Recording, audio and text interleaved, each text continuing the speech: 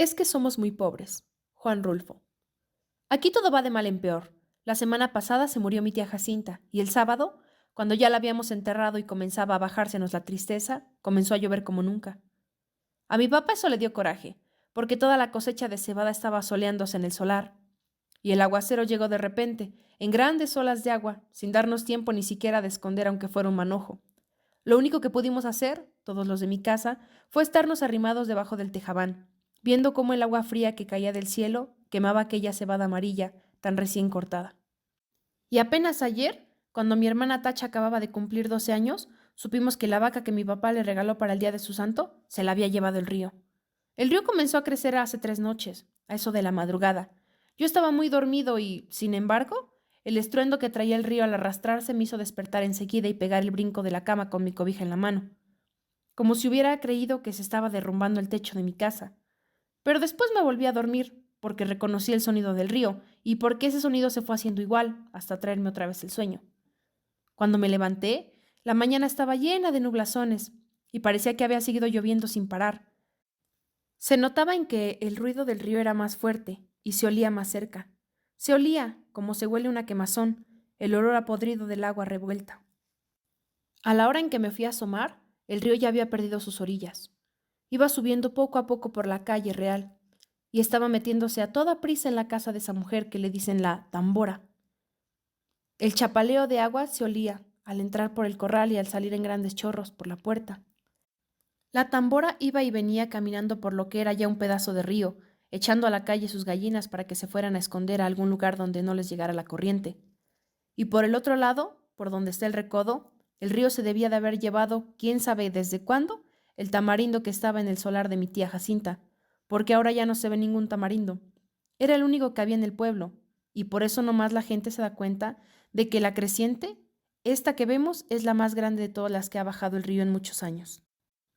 Mi hermana y yo volvimos a ir por la tarde a mirar aquel amontonadero de agua que cada vez se hace más espesa y oscura, y que pasa ya muy por encima de donde debe estar el puente. Allí nos estuvimos horas y horas sin cansarnos, viendo la cosa aquella.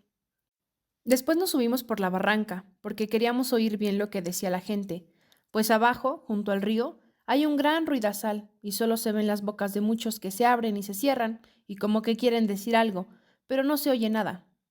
Por eso nos subimos a la barranca, donde también hay gente mirando el río y contando los prejuicios que han hecho. Allí fue donde supimos que el río se había llevado a la serpentina, la vaca esa que era de mi hermana Tacha, porque mi papá se la regaló para el día de su cumpleaños, y que tenía una oreja blanca y otra colorada, y muy bonitos ojos. No acabo de saber por qué se le ocurriría a la serpentina pasar el río este, cuando sabía que no era el mismo río que ella conocía de a diario. La serpentina nunca fue tan atalantada. Lo más seguro es que ha de haber venido dormida, para dejarse a matar así nomás por nomás. A mí muchas veces me tocó despertarla cuando le abría la puerta del corral, porque si no, de su cuenta, allí se hubiera estado el día entero con los ojos cerrados, bien quieta y suspirando, como se oye suspirar a las vacas cuando duermen. Y aquí ha de haber sucedido eso de que se durmió.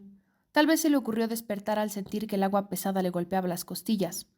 Tal vez entonces se asustó y trató de regresar, pero al volverse se encontró entreverada y acalambrada entre aquella agua negra y dura como la tierra corrediza. Tal vez bramó, pidiendo que le ayudaran. Bramó como solo Dios sabe cómo.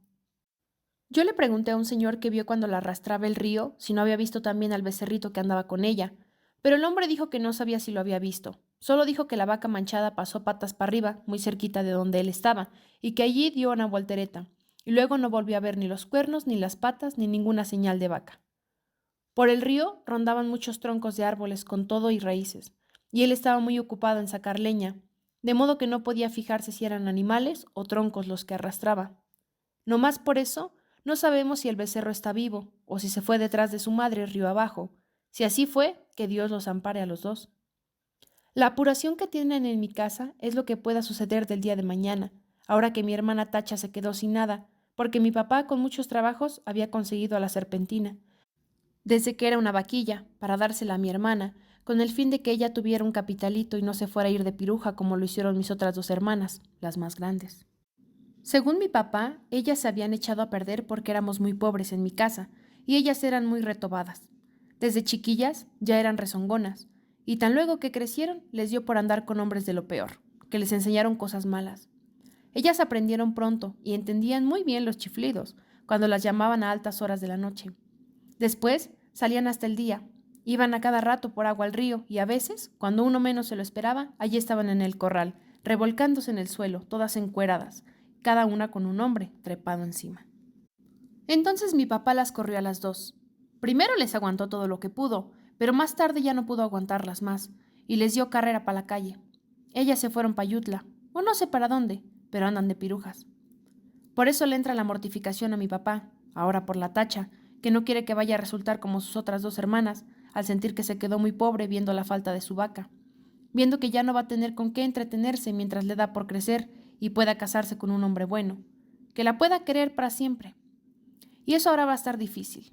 Con la vaca era distinto, pues no hubiera faltado quien se hiciera el ánimo de casarse con ella, solo por llevarse también aquella vaca tan bonita.